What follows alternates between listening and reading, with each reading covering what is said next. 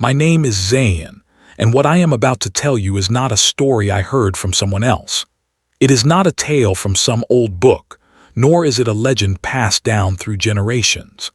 It is the raw, unvarnished truth that I witnessed with my own eyes, heard with my own ears, and felt deep within my very nerves. Even today, whenever I hear the soft sound of a dripping drop in the dead of night, or the faint echo of someone sobbing from a distance, the same haunting image flashes before my mind's eye, that well, that decaying face, and the darkness that stole away all the innocence of my childhood forever. The incident took place during the summer holidays after I had completed my matriculation exams. I had gone to visit my grandmother in her village, that small, traditional hamlet where the mornings began with the gentle clanging of buffalo bells, where the crops swayed lazily in the fields, where the mud courtyard smelled of earth and cattle, and where mango trees provided cool shade during the scorching afternoons. At night, we would spread our charpoys on the rooftop, lying behind mosquito nets while the stars peeked through the mesh, and the distant chirping of crickets created a symphony that was uniquely peaceful. It was a world apart from the chaos of the city, a place where time seemed to move at its own gentle pace. But within this beautiful village, there was one corner that made people's faces pale whenever it was mentioned. Tongues would grow hesitant, and a strange, unfamiliar fear would flicker in their eyes. That place was an old, dried-up, dilapidated well situated at the edge of the village. Everyone spoke of it in hushed whispers, saying that at night, the sounds of a woman crying and screaming could be heard emanating from its depths. They said that anyone who went there out of idle curiosity would return having lost something, their sanity, their peace of mind, or perhaps a piece of their very soul. As children, when we cousins played in our grandmother's courtyard, one of the more mischievous among us would sometimes point toward the well and jokingly say, "Should I go bring that woman out from there?" And we would all scream in terror, scolding him and running to hide in the laps of our grandmother or our mothers. But as we grew older, as our voices deepened, and we developed the arrogant confidence of adolescence, a subtle pride crept into our hearts. We began to convince ourselves that ghosts and spirits did not exist, that all of this was merely the superstition of rural folk, the product of their overactive imaginations.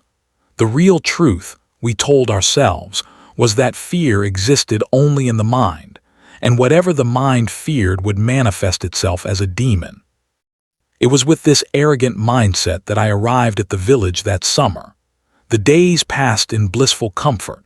Mornings were spent accompanying my grandfather to the fields after the Fajr prayer, watching the dew glisten on the wheat stalks. Afternoons were for sitting under the mango tree, sipping cold buttermilk while listening to my grandfather's old tales.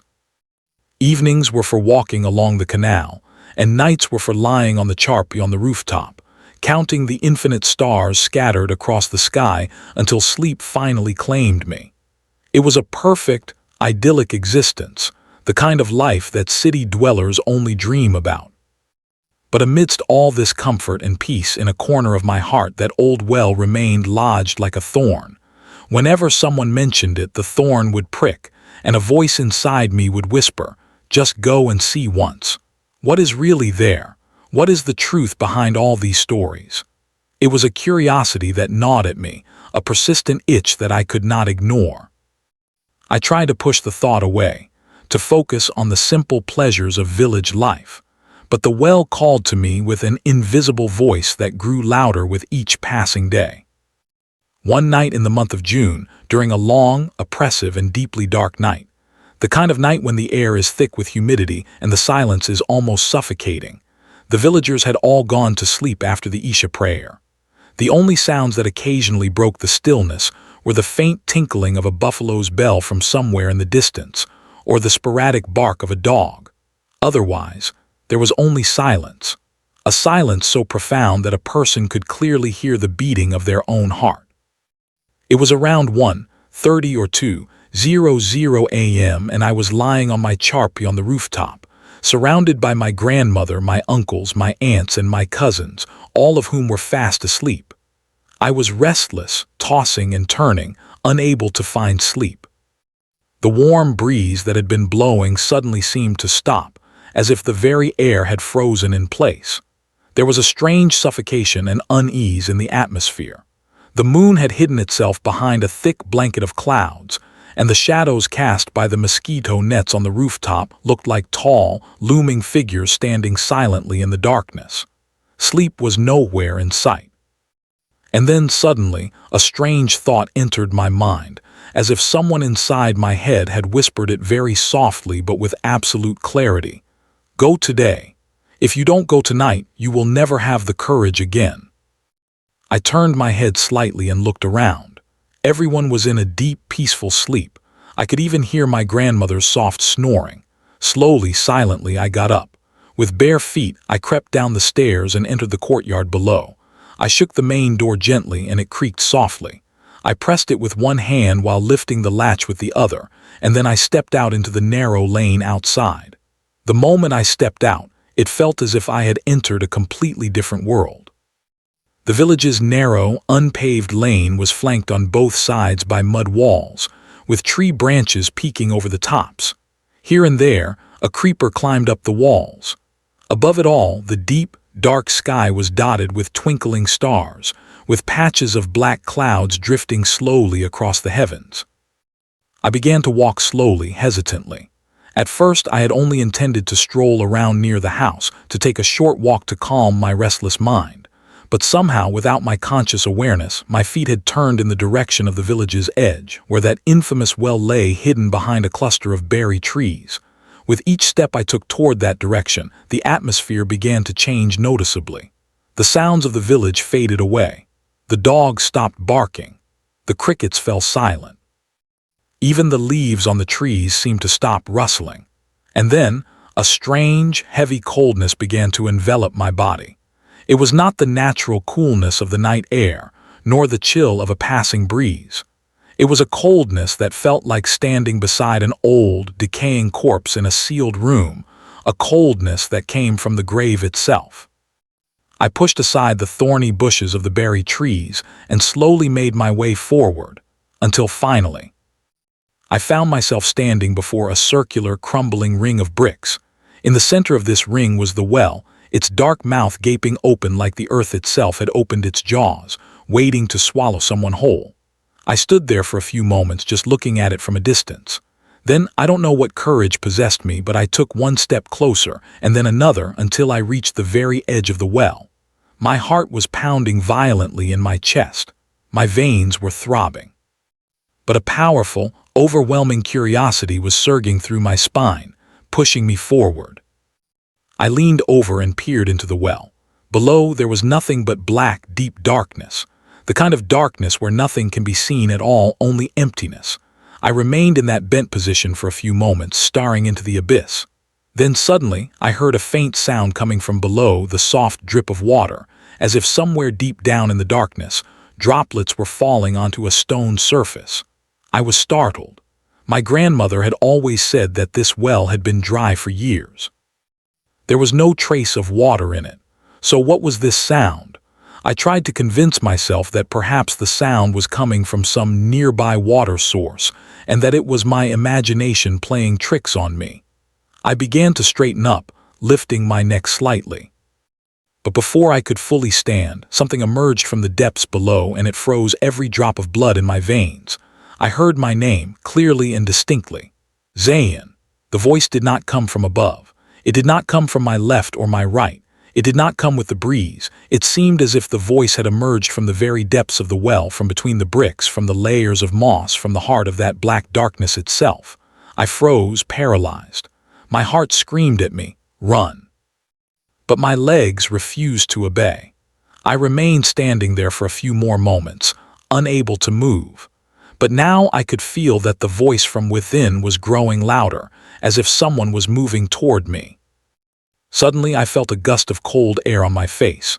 It was not like any natural wind, nor was it the ordinary cold breeze of the night. It was a strange, eerie wind, the kind that emanates from a lifeless, frozen place, carrying with it a suffocating silence and a terrifying emptiness. My heartbeat grew even faster. My breath caught in my throat, but still my eyes did not move from the well. From inside the well, another voice came, now even more terrifying than before. It was as if someone was calling my name through a deep, coughing rasp. "Zayn, I have come to ask something from you." These words echoed deep within me, and I involuntarily took a step backward. Then the voice suddenly stopped, and in that same moment I heard a faint, cutting, terrifying laugh from below. My frozen breath began to quicken again, and before my eyes a shadow began to emerge, a shadow I had never seen before. Its eyes were hollow, like empty pits in the face of a lifeless human, and its face looked as though it had been lost in the darkness of the well for a very long time. There was no life in its expression, only the vacant stare of something that had long ceased to be human.